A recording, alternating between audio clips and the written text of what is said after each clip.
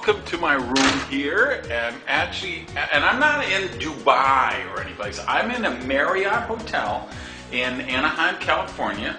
This is the bathroom you see, beautiful marble shower, and then a little hot tub, and the towel rack in the bathroom. And I mean, just you can see what a nice, spacious, comfortable, welcoming place this is.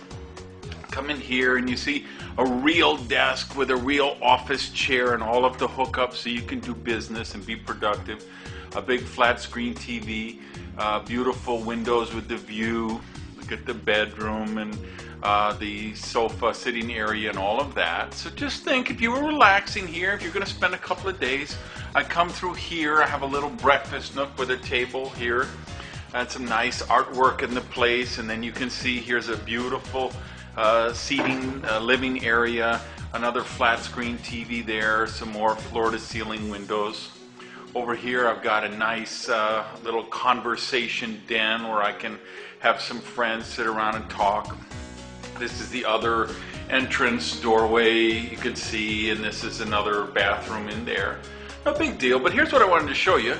Over here, a billiards table. And I have to say, I've been in some really cool hotels, but I have never been in, and never had a suite that had a billiard table in it. And then you see another flat screen TV there, and this is a whole bar area here, the nice cheese and crackers they sent me, and I could actually go through that door there, and that is actually a whole kitchen in there. So I show you all this just thinking about this, because think of the people who say, well, what's the big deal with a hotel room? You know, once you turn off the lights, you go to sleep, they're all the same. No, they're not the same. And neither are other forms of prosperity. And we'll be back to talk about that in just a minute.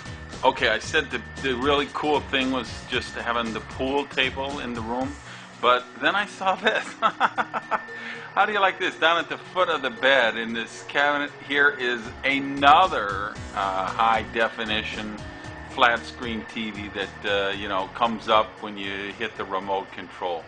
So yeah, it's a little bit different than staying at the Motel 6. Hey, I want you to meet my twins.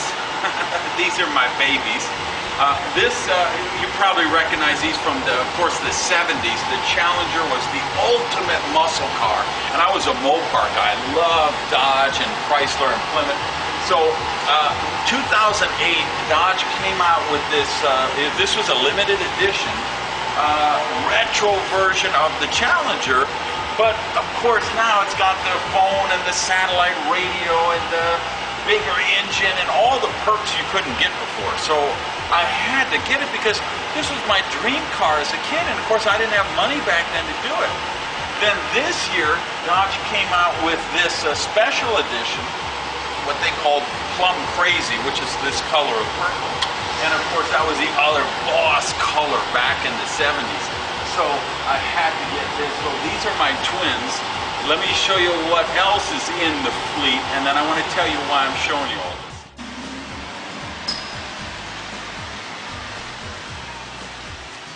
So this baby here is my Aston Martin. I actually traded in the Bentley GT on this one just so I could drive around and say, Bond, James Bond. Okay, and I'm back with my other twins, and of course these, like the other twins, they're not identical, they're just siblings. This is a Viper SRT, my convertible, 650 horsepower. I mean, just a monster car. This car here, this is another limited edition. Actually, it started as a limited edition. There was only 100, but with all the modifications I've done with this one, it is the only one of a kind in the entire world. So I've put the racing exhaust, the supercharger, all the modifications. This car has more horsepower than a NASCAR race car. It's pulling 729 horsepower at the axle on the dyno machine. You know, people say, well, how do you decide which car to drive? Well, you know, you have to drive a different one every day because otherwise they get jealous. But this one, I usually just drive on Sundays because it's a spiritual experience. Now, why am I telling you all this? If I say, oh, I'm a rich guy and I got a lot of cars. No, that's not the point. The point is this. Two things I want you to get out of this video. Number one is, if you've ever heard people say, well, it's just a hotel room, or it's just a car just takes you from point A to point B, they've never driven cars like this.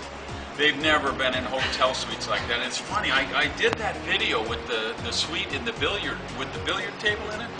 And 2 days later, I was in Las Vegas, and we did a private concert. We had guys from Journey, Toto, Boston, Steppenwolf, and Santana. Some of the artists for all those did this private rock show for us. We went up with the artists afterward in the penthouse there in Vegas, and that penthouse had a swimming pool in it. Okay, and unfortunately I didn't have my camera with me, or I would have got you a shot of that. But again, if someone says, hotel rooms are all the same. No, they're not. So that's the first thing is I show you this stuff because I want you to know that you can manifest that in your life. And I want you not to sabotage yourself.